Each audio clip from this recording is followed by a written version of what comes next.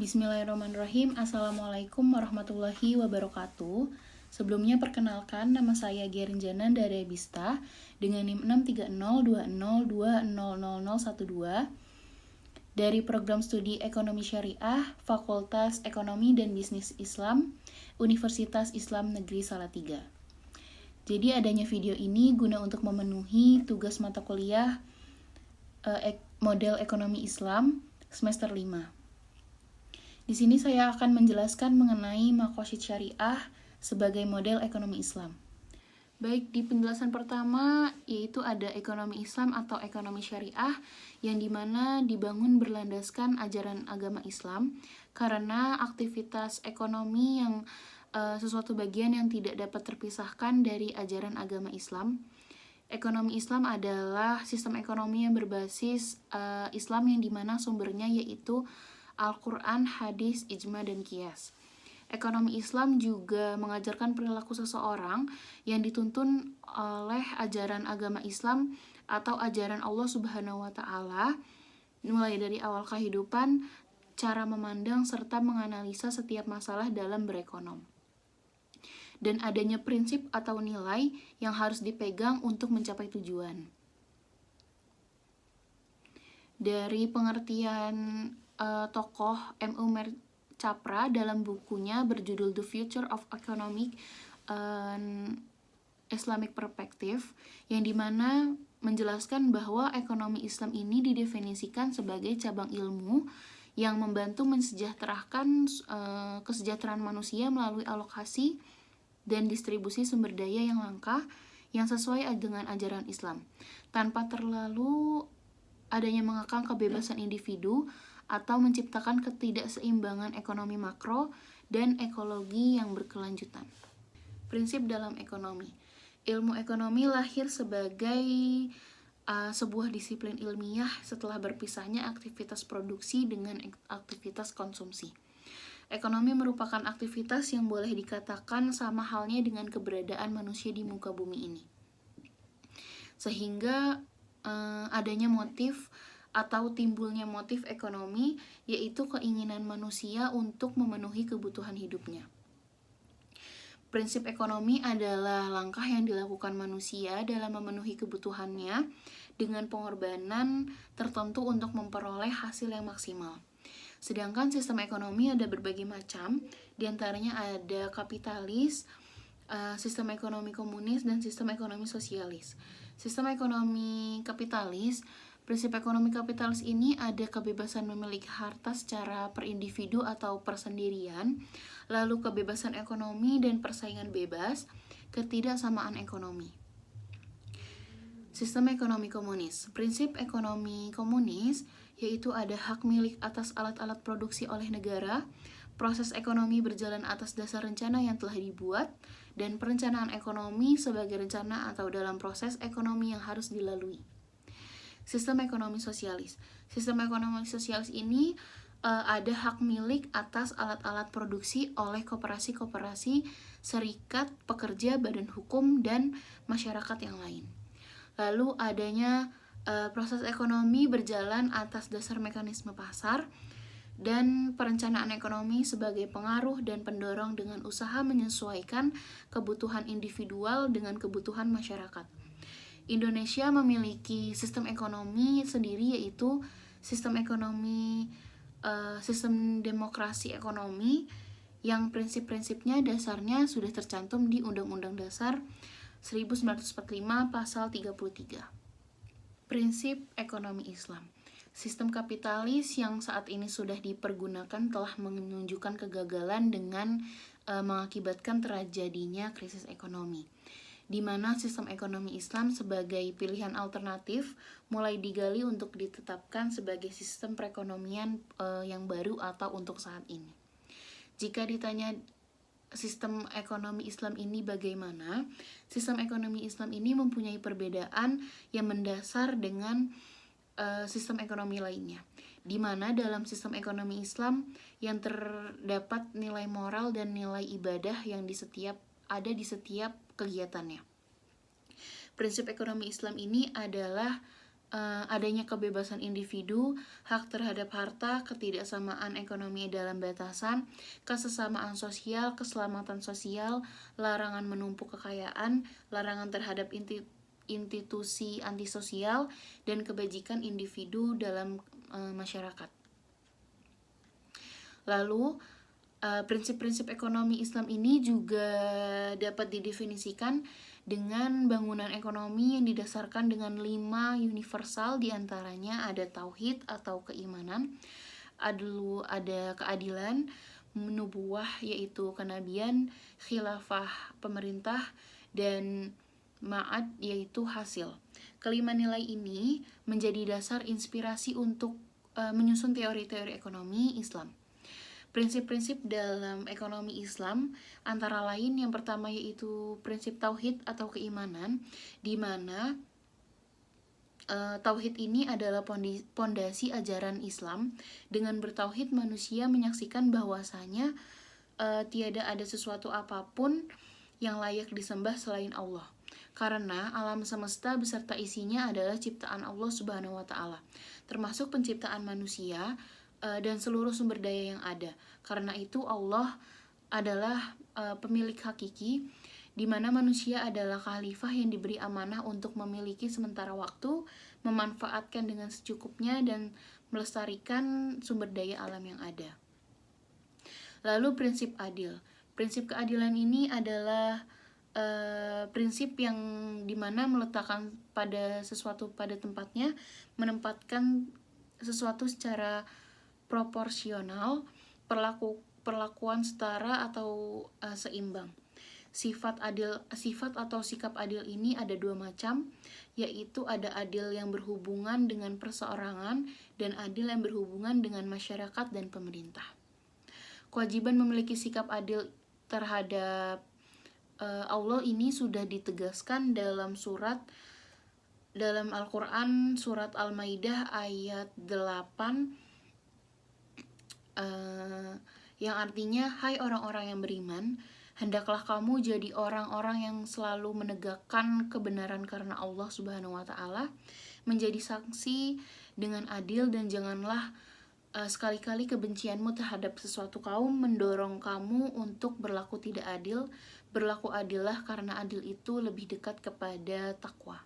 Dan bertakwalah kepada Allah, sesungguhnya Allah Maha mengetahui apa yang kamu kerjakan. Selanjutnya ada prinsip nubuwah atau kenabian, di mana sifat rahim dan kebijaksanaan Allah, manusia ini tidak dibiarkan oleh Allah di dunia tanpa mendapatkan bimbingan. Karena itu Allah mengutus para nabi dan rasul untuk menyampaikan petunjuk dari Allah kepada manusia tentang bagaimana hidup yang baik dan benar di dunia. Fungsi Rasul adalah untuk menjadi model yang terbaik yang harus diteladani manusia agar mendapatkan keselamatan di dunia dan di akhirat. Allah telah mengirimkan model atau contoh yang terakhir yang sempurna yang untuk diteladani oleh manusia sampai dengan akhir zaman, yakni Nabi Muhammad SAW. Adapun sifat-sifat beliau yang harus diteladani oleh manusia pada umumnya, yaitu untuk pelaku ekonomi serta berbisnis pada khususnya adalah syidik atau jujur, amanah atau tanggung jawab, dan adanya tablik komunikasi keterbukaan atau pemasaran, dan fatonah kebijaksanaan. Yang keempat ada prinsip khalifah atau pemerintahan, di mana dalam Al-Quran Allah berfirman bahwa manusia diciptakan untuk menjadi khalifah di bumi, artinya untuk menjadi pemimpin dan pemakmur seluruh yang ada di bumi. Karena itu pada dasarnya setiap manusia adalah pemimpin. Nabi bersabda, setiap dari kalian adalah pemimpin dan akan diminta pertanggungjawabannya terhadap yang dipimpin. Ini berlaku bagi semua manusia dan dia sebagai perseorangan atau individu, kepala keluarga, pemimpin masyarakat, dan lain sebagainya. Yang terakhir ada prinsip ma'ad atau hasil, di mana seringkali diterjemahkan sebagai kebangkitan, tetapi secara harfiah ma'ad berarti kembali. Berarti dapat diartikan bahwa kita semua akan kembali kepada Allah Subhanahu wa taala. Hidup manusia bukan hanya di dunia, tetapi harus berlanjut hingga alam akhirat, manusia harus memiliki prinsip percaya bahwa kelak manusia akan kembali kepada Sang Pencipta. Pandangan Muslim tentang dunia dan akhirat dapat dirumuskan sebagai dunia adalah ladang akhirat. Artinya, dunia ini adalah tempat sementara atau wadah bagi manusia untuk bekerja dan beraktivitas serta melaksanakan ibadah dan melakukan amal soleh untuk bekal menuju kehidupan selanjutnya atau kehidupan di akhirat. Dasar-dasar ekonomi Islam. Dalam beberapa tahun terakhir, banyak negara Islam telah mengusulkan sistem ekonomi Islam yang menegaskan kembali nilai-nilai Islam tradisional. Negara yang menginginkan sistem yang lengkap, yang bercukup atau mencakup pola dalam bidang perilaku sosial dan ekonomi khusus untuk orang yang percaya adanya atau tidak adanya melibatkan reformulasi ideologi Islam atau kompromi dari ajarannya. Proses Islamisasi sistem ekonomi melibatkan institusi ekonomi dengan identitas Islam tertentu. Prosesnya tampaknya mendapatkan momentum dari waktu ke waktu. Singkatnya, ajaran moral Islam menetapkan pedoman etis untuk kontrol efektif semua perilaku ekonomi. Institusi ekonomi harus memfasilitas pencapaian tujuan dari sasaran-sasaran Islam. Adapun dasar-dasar ekonomi menurut Gofur di tahun 2017, yang pertama yaitu bertujuan untuk mencapai kesejahteraan masyarakat, di mana masyarakat yang baik di dunia maupun di akhirat. Tercapainya seluruh kebutuhan secara optimal sesuai dengan syariah, baik secara individu maupun masyarakat atau perkelompokan. Pencapaian kebutuhan sumber daya secara optimal ini tanpa pemborosan serta dapat melestarikan seluruh rezeki yang telah disediakan oleh Allah Subhanahu wa Ta'ala. Lalu ada hak milik relatif individu yang diakui sebagai usaha dan kerja secara halal yang dipergunakan untuk hal-hal yang benar, baik dan halal juga. Lalu ada dilarang menimbun harta benda, barang dagangan dan lain-lainnya sebagai yang dapat menyebabkan kesusahan bagi orang lain yang lebih membutuhkan dan menghambat laju perekonomian. Pada harta orang kaya dan orang-orang yang mempunyai harta lebih, ada hak untuk orang yang tidak memiliki harta atau orang miskin. Maka dari itu, ekonomi Islam harus membagikan setengah hartanya untuk berzakat maupun bersedekah, sesuai pada ayat-ayat di Al-Quran, yaitu surat Al-Hadid ayat 7. Yang terakhir ada dilarangnya riba atau tambahan dalam seluruh aspek ekonomi, baik perbankan maupun jual beli. Tantangan ekonomi Islam. Dalam ekonomi konvensional, masalah ekonomi adalah masalah pilihan alokasi sumber daya alam yang langka. Menurut Islam, masalah-masalah ekonomi bukan disebabkan oleh kelangkaan sumber daya yang ada, tetapi sumber daya alam khususnya keberadaannya yang sangat tidak terhingga dan tidak dapat dihitung oleh manusia, karena Allah Subhanahu wa Ta'ala sudah menurunkan dan menyediakan seluruh sumber daya alam atau seluruh sumber daya sesuai dengan kebutuhan seluruh makhluknya. Meskipun memang kebutuhan manusia sangat beragam, tetapi dapat dilihat pada Al-Quran surat Ibrahim ayat 32 sampai dengan 34. Selain itu, tantangan yang ada akan dihadapi ekonomi Islam juga menghapuskan riba, sebagaimana di dalam Islam riba ini sangat dilarang, dan ekonomi Islam bertujuan untuk membina seluruh masyarakat maupun instansi-instansi yang ada bahwa modal itu tidak dapat bekerja dengan sendirinya dan tidak ada keuntungan bagi modal tanpa kerja serta tanpa penempatan diri pada risiko sama sekali. Karena itu, Islam secara tegas dapat menyatakan perang terhadap riba dan umat Islam wajib meninggalkannya sesuai yang ada pada Al-Quran surat Al-Baqarah ayat 278.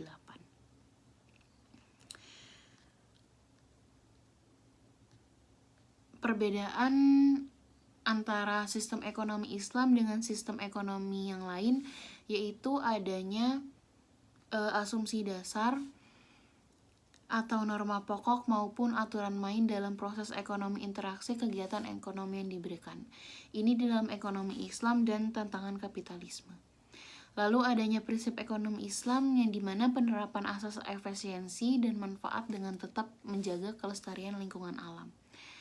Lalu motif ekonomi Islam di mana mencari keberuntungan di dunia dan di akhirat selaku khalifatullah dengan jalan beribadah dalam arti yang luas. Jika berbicara mengenai sistem ekonomi Islam dan sistem ekonomi kapitalis, tidak bisa dilepas dari perbedaan pendapat mengenai halal haramnya bunga yang telah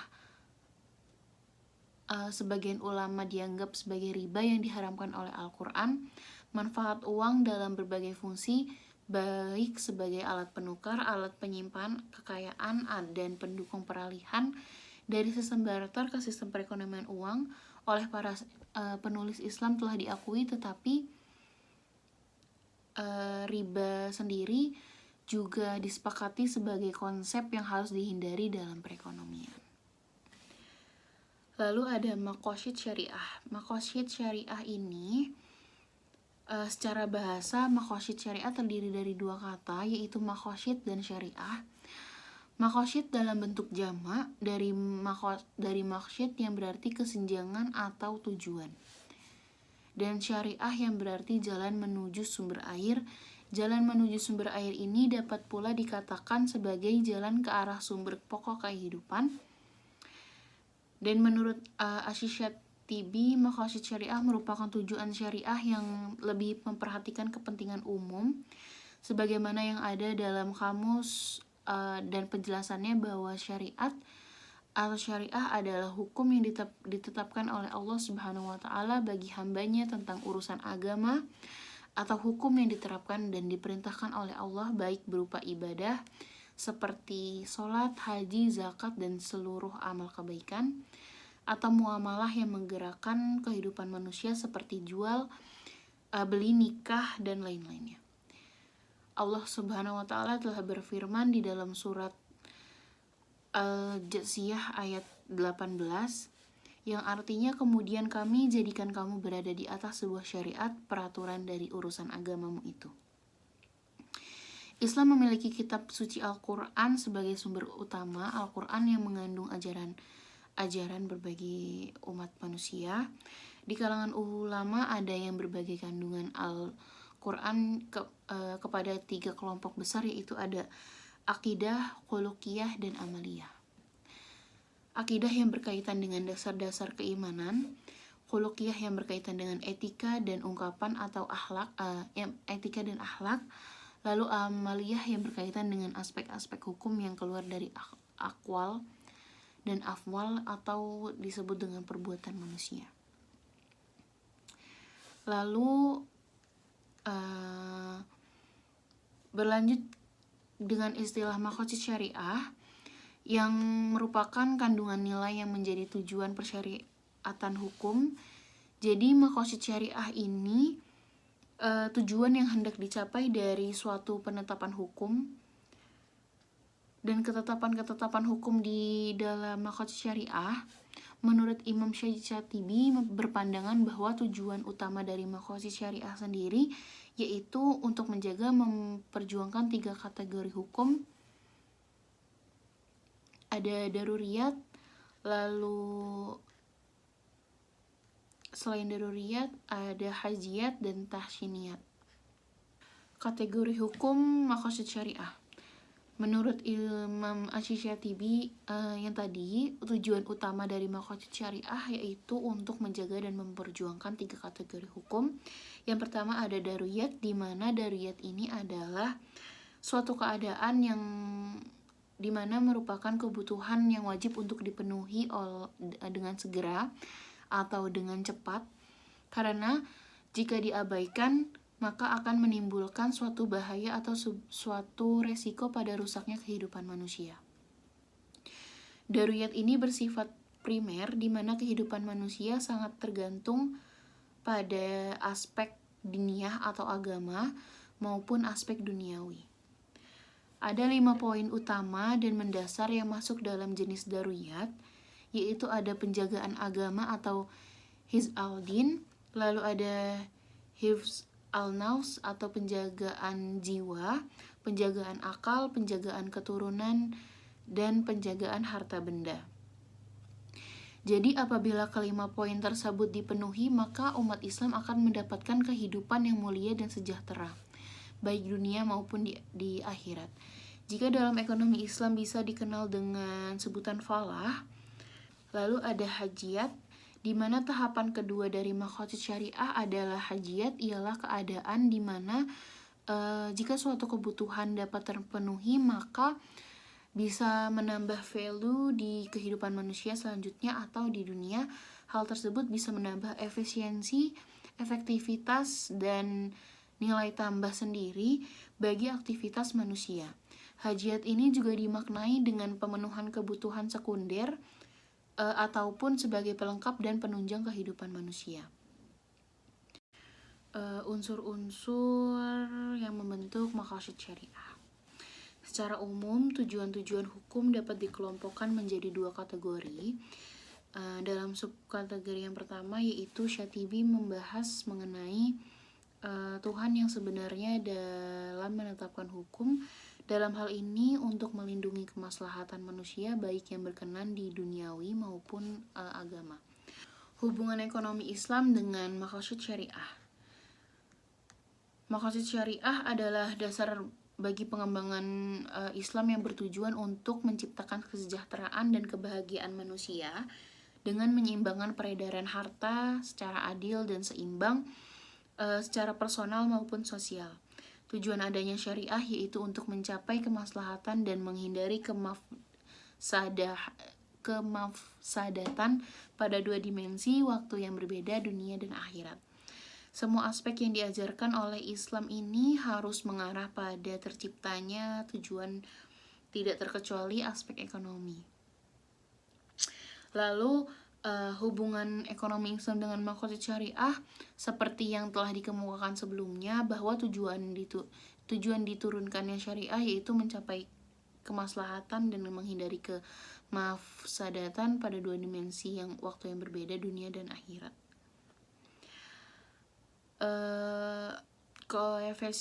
Konsekuensi logisnya adalah bahwa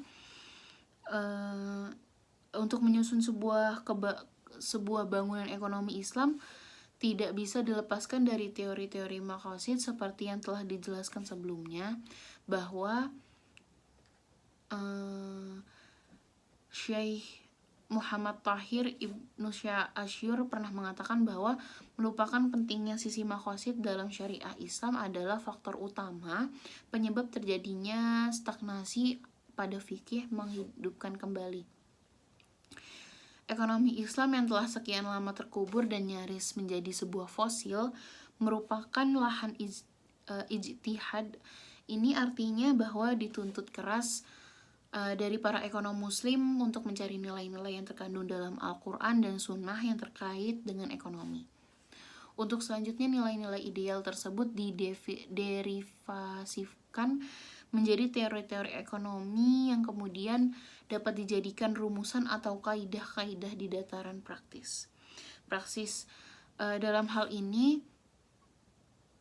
seorang ahli mengatakan bahwa kaidah perilaku ekonomi dalam ekonomi Islam ini tidak dapat dipisahkan dari nilai etik. Baik, selesai sudah pemaparan mengenai maqasid syariah sebagai model dasar ekonomi Islam dari saya sendiri. Kurang lebihnya mohon maaf. Bila ada tutur kata yang kurang berkenan, mohon dimaafkan. Terima kasih. Semoga bermanfaat. Wassalamualaikum warahmatullahi wabarakatuh.